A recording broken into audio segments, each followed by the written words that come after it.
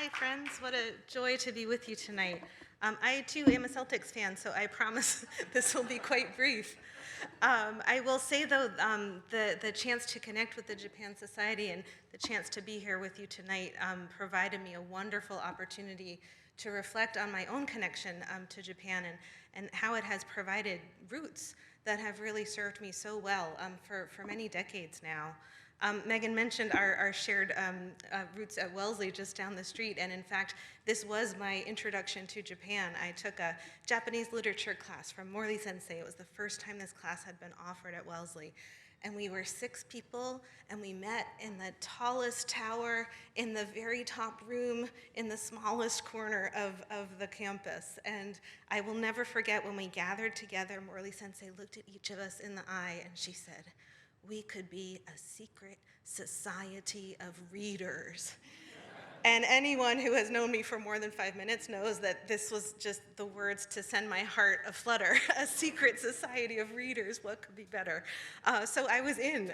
We spent the last year, the next year together, diving straight in. We read Tanizaki, we read Soseki, we read Basho.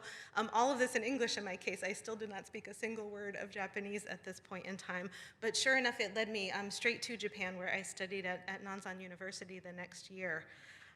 As I think about those months in Japan, many memories come flooding back, but I'll just share 2 of them with you briefly tonight. The first happened within the first couple of days that I was in Japan. I was mesmerized, fascinated, dazzled, and hungry. I was so new and young, I couldn't even use ohashi, so I was like, I couldn't get enough food into my mouth during the meal times. So I was so happy the second or third day at dinner when this giant platter of pea pods appeared, my favorite vegetable. I grabbed the pea pod and stuffed it right in my mouth, and I started crunching, and all of my new Japanese friends were looking at me with a little bit of polite concern. And I thought, okay. And then I realized, oh, this is not a pea pod, this is edamame.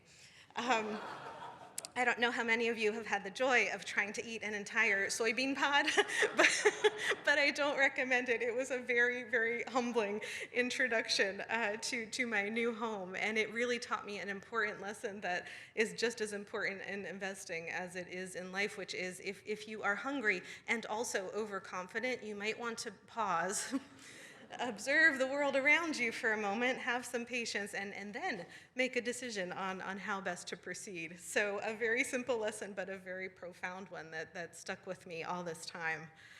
The second lesson is even more profound, and it occurred a month or 2 later when I got to travel a little bit more around Japan. I had never seen a bamboo forest before, but I'd been reading about them in this secret society of readers, and I was so excited to finally get to see one in person. So I was down near Kyoto in the Arashiyama forest outside the shrine. And I got a moment all to myself, and I was walking through the forest, and it was just as magical as you would think, totally silent except for the sounds of the insects. And I had this moment where I flashed back to the Basho line that talks about the cicadas in the bamboo, screaming through the silence. And it was one of those moments. I wasn't just remembering the poem. I was in the poem. I was in the place, in the poem.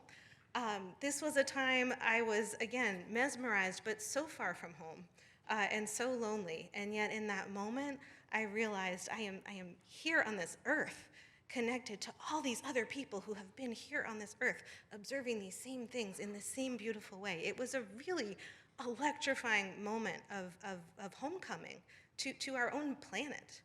And so I could go on, but these are 2 of the really important roots that came to me during that formative time in Japan. And now this work I have at Putnam is so wonderful in that it allows me to use those roots in a different way than I've been able to before.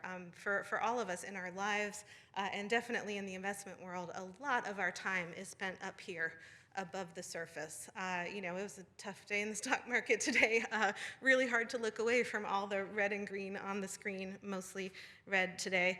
And these are important signals, right? We spend a lot of time processing news, getting things done, living up here above the surface. And it all can be so much more enriched if that activity above the surface is linked to these deeper roots beneath the surface. And so my team at Putnam, we spend a whole lot of time doing all the analysis you would expect and thinking all the deep thoughts and making all the thoughtful, well-researched decisions. But what makes it really special is that all of those decisions are linked to these deeper roots for each of us on our team. Why are we here in the first place? Why are we here at Putnam? But why are we here? Here in this world?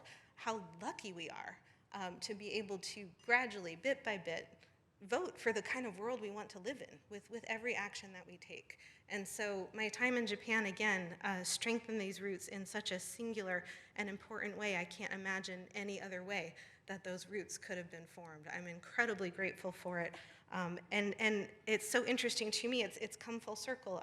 We started with this invitation to this amazing society that would connect me to new ideas and wonderful friends, and here we are with the invitation from another society full of wonderful people, wonderful connections, a society that is devoted to the kind of connection that can form those deep, deep roots that will benefit all of us for so many years to come. So I'm delighted to be here. I'm grateful to be here, and I hope you'll join me in thanking the Japan Society and the leadership for these deep roots of connection that they continue to foster for all of us.